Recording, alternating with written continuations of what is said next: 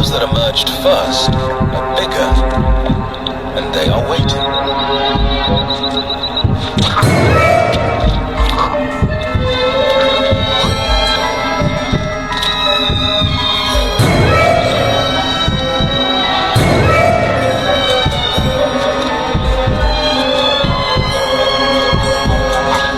For a bullfrog to get the best start in life, it helps to have a big mouth and small relatives.